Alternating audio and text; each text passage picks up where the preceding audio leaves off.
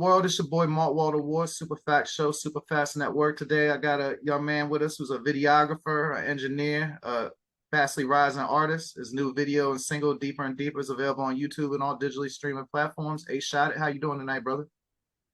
Good, fam. Good. Blessed and highly motivated. Shit, I heard that motivation make all the difference in the world, don't it? Facts. Facts. So I'm curious, with your background as a videographer, when you're making, I don't know if you write your music, 'cause you might freestyle it, but you know, when you're doing songwriting, do you see the lyrics as pictures or do you see them as letters? Pictures all the time. That's a lot of my issue sometimes when I'm writing a record. If I can't see a visual to it, I don't even finish the record. You know what I'm saying? Like, even if I'm freestyling it and I'm punching in, if I don't see that visual in my head and I don't feel like I can paint that picture for you to see it, I usually don't even finish the record, bro. Word. I had a feeling it was something like that. I ain't never really heard of nobody I mean, I guess French Montana a little bit, but you know, you might be the biggest artist ever to start off as a videographer. Yeah, I mean, that's the blessing. That's what I'm trying to show, that I can bring the engineering to the table, the videography to the table, and actually good music. Shit, I mean, you're doing good so far. You know, when I was doing my research on you, I listened to every song on Spotify. I watched all the videos, read the two different bios, the one on Spotify and the one in your EPK. But you know, I didn't see anything about the actual videographer career. Who have you worked with? What have you done? You know, can you give me a little background on it? I've shot some stuff, of course, for T-Rail. He's the biggest artist in the Midwest. I've shot for Mozzie. I've shot for Jack Boy in LA. And I think those are my like three biggest actual shoots. Now I edited some stuff for Caesar from Black Ink. I'm working with the Lax Network right now, doing their edits for the Love of Moolah. So, you know, those are my big ones. But I do have a lot more big stuff coming through this actual network that I just locked in with. Okay, well, that's what's up. You know, without getting too much into your business, you kind of strike me as a person who knows how to move in many different places. Like you said, you was filming in LA. Well, what advice would you give to a young videographer who might not be as hip on how to act? Man, stay to yourself and respect. I respect everybody's city. I don't care what you bang. I don't care what you claim. I come in the city with respect and gratitude. I don't go nowhere thinking that, you know, because I've been here, that this place is harder than that place or that place is harder than that place. I go to take care of business. And I really, a lot of the times, don't even put myself in those situations. I'm not flashy when I go out of town. None of that. Like, you got to know where you at and know who you're dealing with. So I always, most of the time, I stay to myself and keep your eyes, you know, eyes and ears to the streets. You got to know what's going on. Yeah, most definitely.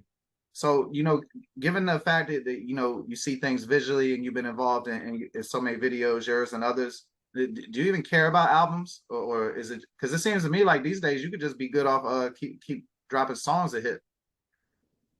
Yeah, I want to be able to do an album because I've been like, if you look through my music, I did the Gemini series, the Pain music. And I I only kind of saw want to. volume one. Is it more?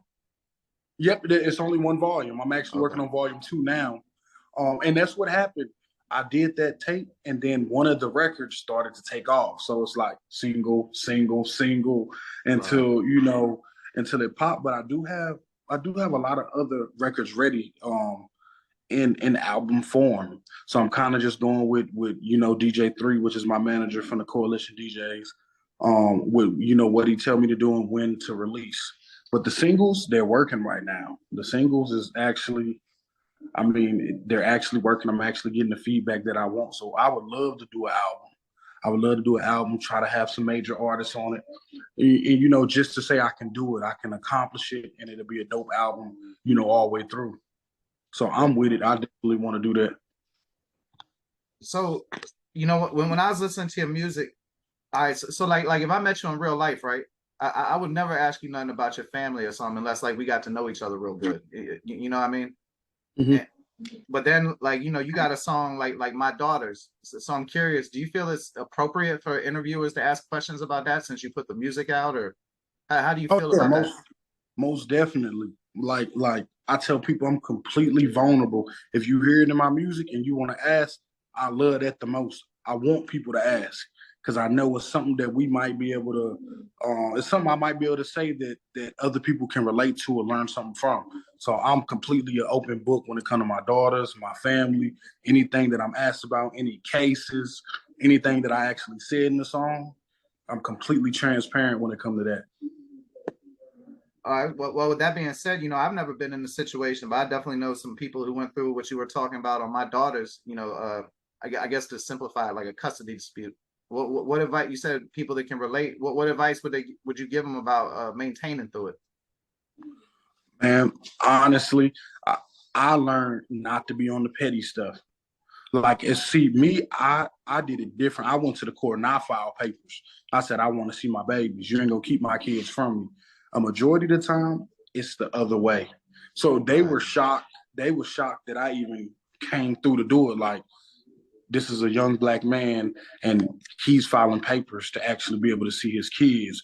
This is new. So, Yep.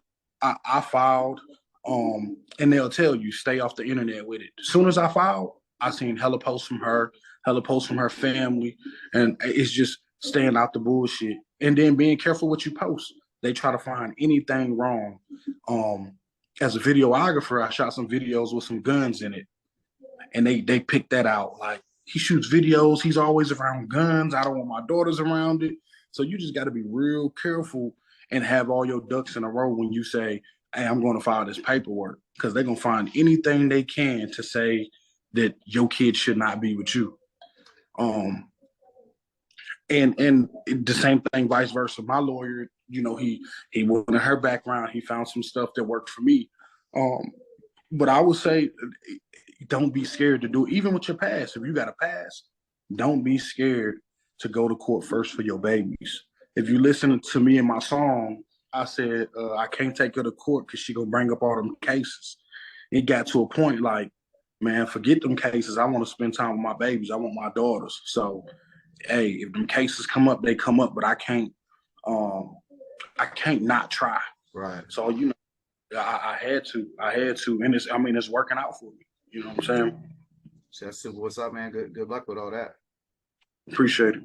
So I noticed you had a song called "Gang," and everybody's saying the gun is a snitch because he took a plea where he admitted to the existence of a gang. So I'm curious by that logic, wouldn't you think that saying "on gang" is snitching? You saying on game? Yeah, like when people be like "on gang," like you're admitting to the existence of a gang. So by the gunner logic, that make it snitching, right? I mean, they could be Yeah, snitching on themselves. I feel like it. I feel like it's like that with the music in general. Everybody's telling what they're doing and how they're moving. Um, my mine's was more or less like how you say you riding with me, and when it's time to ride, you don't ride. So how you gang when it's time to bang, you don't bang. You know what I'm saying? So I wouldn't necessarily say it's snitching unless you in a case on a stand and you're being asked like, "Hey, bro, so is this a gang?" You know what I'm Right. saying? But more or less with my song, gang, it was really gang could have been anybody. Gang could have been me and you, and we're hanging out every day. And when it was time to take care of business, you weren't there for me. You didn't rock for me how you wasn't. You were supposed to. So, but with Gunna's situation, I feel like he told. You know what Yeah. I'm saying? Anything. I feel like snitching is anything that could be in black and white that could possibly send somebody else to jail. So, I mean, it don't gotta be in black and white though, because it'd be like them little junkie motherfuckers like Bubbles on the wire that would tell him some shit. He ain't never going no court or nothing, but that's definitely snitching. yeah, yeah, facts. They got the COs, they got the niggas out here in the streets that are just for that. So, but in Gunna's situation, I always tell my homies, if we in the car, even with my lady, if we in the car and it's a pistol in here and we riding and we know we're not supposed to have it, it's laid out in the beginning. If you say that ain't my pistol, then you saying it's the other person's pistol. You get what I'm saying? So you dry snitching to me. So, that's I don't even move like that, but I definitely don't put none of my people in that situation, those Yeah. situations even to Well, have I to mean, when do I was that. growing up, like you said, you wouldn't tell on a person, but also like it was considered common courtesy to tell everybody in the car what they was riding with. Yeah, I got homies that make you run your pockets before you get in their car. Like, nah, bro, I need to check your pockets. Like, nah, you sure you ain't got nothing on you? Because we get pulled over, bro, it's on you. Yeah, I mean, I You feel know, them though, man. Like a lot of people I came up with, they try not to get that third strike. You know what I mean? Like it ain't just like they facing a little year, 5 years or some shit. Like that third strike, you done. oh yeah, believe I know about it. I know about it. Believe me, I know about it. So yeah, That shit's a motherfucking devil. yeah, facts. You run from it, and sometimes you run from it so much you run into it. Shit, You man, know what I'm saying? you ain't never lie. I can dig that. So another hustle I see. Well, I shouldn't say a hustle because this is a skilled craft and trade. But when I say engineering, this it's talking about like mixing records and recording people, right? Mhm. Yeah, I own a So studio out here. Yep. so what do you think helps you more as an artist? Your videographer history or your engineering abilities? And man, a little of both. See, when I speak artists, we're talking about how you visually see me, how I sound sonically. You know what I'm saying? So I would think, I mean, I can't really say one helps me more than the other. Um, but I know, I mean, nowadays I'm listening to people and they not caring about their mixes. Like, Oh, yeah, bro, it's good enough to go on Spotify. Everybody got access to DSPs now, so they just record it and upload it. And some niggas do that. Some of them do millions off of trash well, mixes. I mean, in their defense, you know what they probably doing? They probably doing that master my music on CD baby or some shit, that little fifteen Mm-hmm. dollar shit. Yeah, E And like, Master. I mean, if that's what you gotta do, I can dig it. But once you can afford more than that, like your music deserves more attention than that. Yeah, most definitely, most definitely. But I would say videography keeps me more creative. That's why I love to create videography because it can't be the same. It got to be something different, and I got to be able to keep your attention for 3 to 5 minutes. So it keeps me more creative. But the engineering, sonically, I got how I want to sound every record, and when I want to switch it, I know how to switch it. When I go to somebody else's studio, I know like, nah, bro, this ain't right. This need to be EQ. This need to be cut right here. This need to be added. So I feel like they work hand in hand. Um, I feel like they work hand in hand, honestly. Yeah, word. I mean, I'm sure. The you, you know, I seen two different bios from you, and it had you being from two different places. So I'm curious: is you from Hinesville or Junction City, or is it a little bit of both? Okay. So I'm from Junction City, Kansas. I lived in Hinesville, Georgia, and that's where I started. Like, that's where I really started my music. That's where I started to Got you. learn how to use Fruity Loops and make beats. That's why I did my first shows ever. That's when I went to the Atlanta Music Conference, the first music conference. So it was really like even if you look at some of my pictures, I'm tatted everywhere I went because it played a big part of my music career. You know what I'm saying? So, I was in Missouri, the 573. I was in Hinesville, 912. What took you Uh, from Junction City to Hinesville it was from Hinesville to Junction City, or Hinesville to but Junction City? I got scholarship for college, bro, for real. Oh yeah, That was really, academic. man. I wasn't smart. Uh, Nah, it was sports, bro. I was a big dude, track wrestling. But at that point I got scholarship for field, which was throwing like shot discus and shit. put, discus, hammer, weight. So that's how I ended up in Kansas. Wrestling, huh? And that, You be doing any MMA or jujitsu or anything? man, of course, I'm in Yeah. there. I'm really in there. Like I do that. I train at RS Fitness, Rico Steele's MMA fitness gym in Junction City, Kansas. Shout out Rico. Well, that's what's up. And any chance are you looking to take fights or you just doing this for to have the skills and stay in shape? Just the skills. I don't like to start nothing that I can't be completely dedicated to.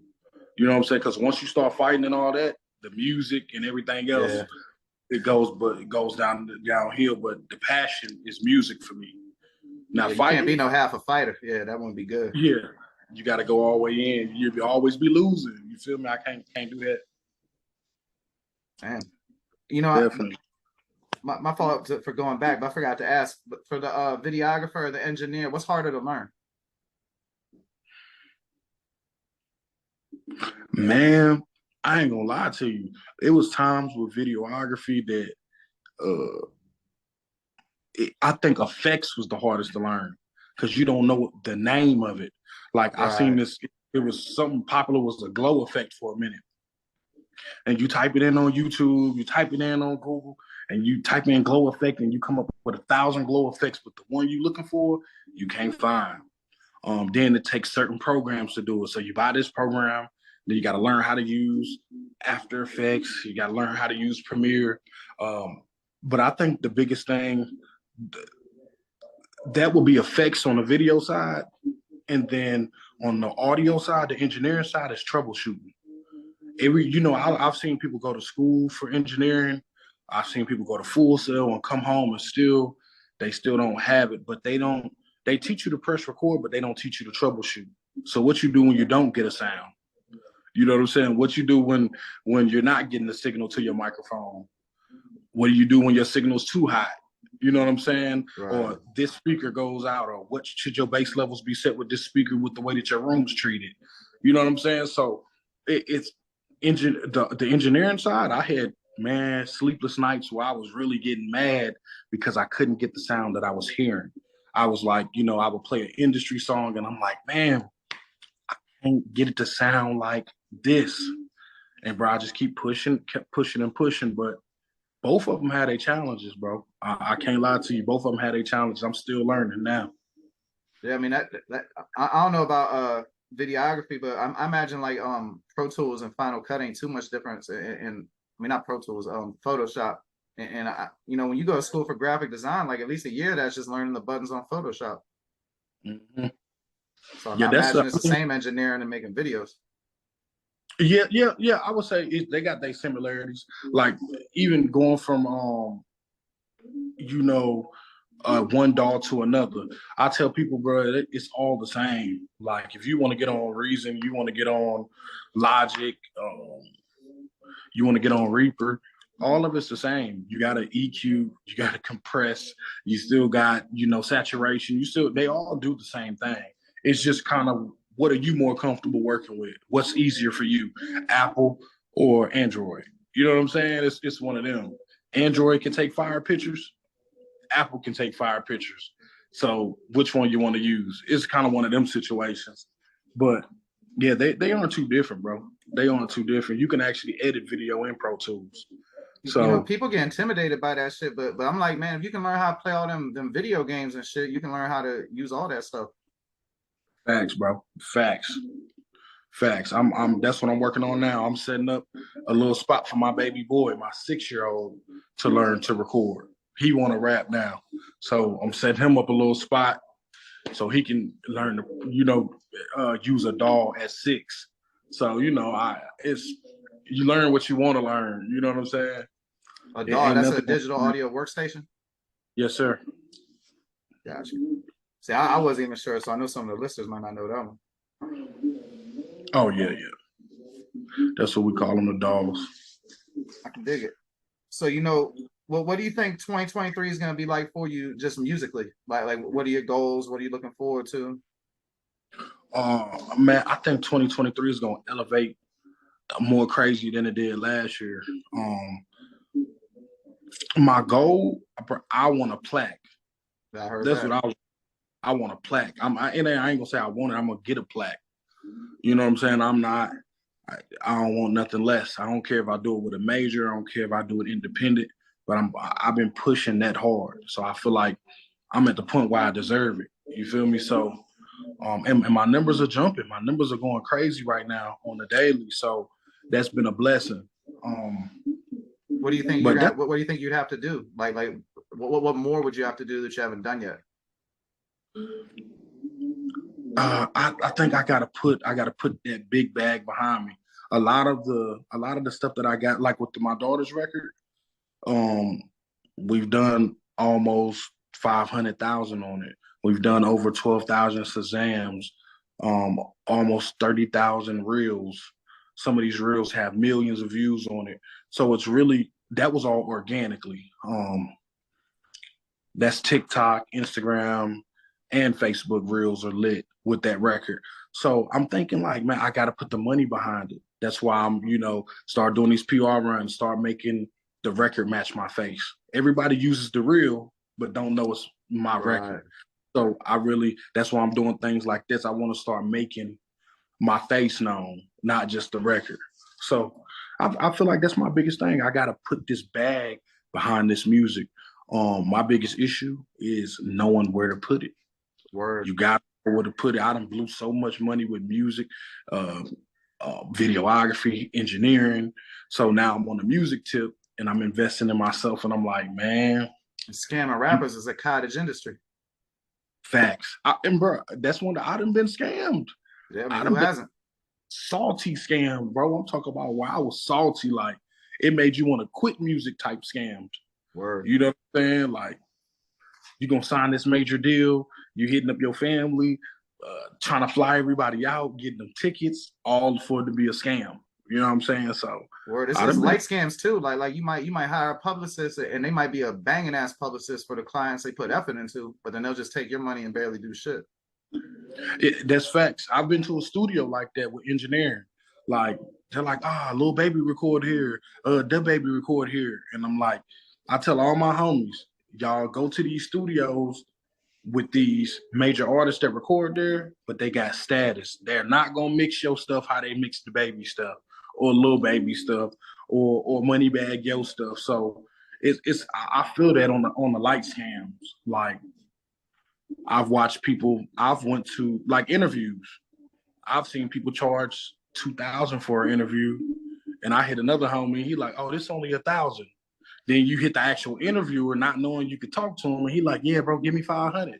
It's like, oh, okay, I get it, and I'm cool. I understand everybody got to eat, so I really don't be, I don't get too mad behind it. I understand the game, but it become a point where you starting to finesse. I feel. I mean, it's definitely finesse. I mean, I feel you about it, the point of it being in the game. But on the other hand, like a lot of times those same people, they acting like they might even be telling you now because motherfuckers be saying they love you to each other. It's like shit. But you know what I'm saying? If you acting like it's some homie shit and you putting a cut on it and ain't telling nobody, then to me, you've crossed the line into treachery. Yeah, facts. I've seen it. I've seen it done. That's why I do. I try my hardest to be solid and transparent with everybody. If it's a price, I tell my homies, hey, bro, look, this for bro charging. This is what it is. You feel me? Like, if you want to go to him and see if you can get it cheaper, you can go to him. But this is what he charging me. Because, bro, that really make people feel some type of way. I done felt some type of way with people. You my brother. I love you, bro. I got you. Then when it's time to get down to the business, it's like, hey, yeah, bro, I need 5,000 though to do this. And I'm like, that ain't what you said, but you know, for sure.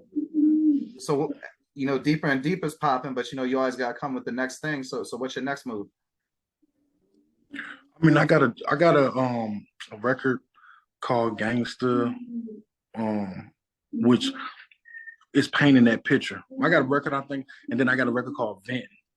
I'm thinking about dropping one of them two records, but man, it's honestly, I'm kind of stuck between I got records just starting to actually pick up now, so I'm kind of stuck between drop a whole bunch of new records or try to get the world to hear the records I already have. You get what I'm saying? Because I did 500,000 last year, and right now I'm almost at 500,000 on Apple Music. So I'm almost like, that ain't enough. There's too many people in the world. Like 500,000 ain't enough. So it's like, I need to push this harder. These numbers need to be hundreds of thousands per song. You know what I'm saying? So I'm kind of really, really stuck. Like, how long do you push a record? I pushed my daughters for a year. It just picked up, but now it don't stop. I do what I do probably like 3,000 to 7,000 streams on Apple Music every day now. So, and it is bringing all my other records up. So, well, I mean, I'm pushing. Maybe the answer is, do you have any records already released that you feel ain't got the attention they deserve, then maybe it's the push. Like let's say unsatisfied with. If you have something that you're unsatisfied with it, then work on pushing the old records. And if not, then you know. My record, this joint Yeah, right that shit here, hard. Yeah. my record. I'm trying to get it that look because it show a different side. Everything else is pain. That Right. is really like, man, let's have fun. Let's, my homie told me, hey, bro, you crying too much. So that record is what I want to take off next. And then you got like Soul Ties. Soul Ties is starting to pick up. I've actually had Derez Deshawn. He liked that record. He always like it on Instagram, and he shares it on Instagram for me. So I like Soul Ties. My top 3 records are my daughter's Soul Ties and Losses. So any of them, man, I'm ready for anything to pop, but definitely got a lot of bullets in the chamber. I got a lot of records that I feel like is gonna touch home. I'm just ready for that time. My manager to be like, "Hey, you could drop every week now, or you could drop every month now." I'm waiting on him. I'm ready. I can dig it. Um, that's about it. Is there anything I didn't cover that you want to get out there? Oh no, man, I appreciate the opportunity. It's love. It's a blessing to even be able to, do this interview with you. And I look to do a lot of work with you in the future. Hopefully you like the records. Hopefully we could tap in with each other and get something going. I bet I'll hit you up on IG when we get off of here. Last thing, where can they find you on social media? At 8ShotIt, the number 8 and SHOTIT. And that's on all platforms at 8ShotIt. All right, that's a bet, man. Thank you so much for your time and have a good night. All right, you too, big dog. Appreciate you. No doubt, man. Peace. Welcome to the Super Facts Show on the Super Facts Network. I just appreciate you listening. So I'm not going to ask you to follow me on Instagram at Mark Waldo Ward. I'm not going to ask you to rate and review the show. I'm not going to ask you to subscribe to it. Thank you for your time.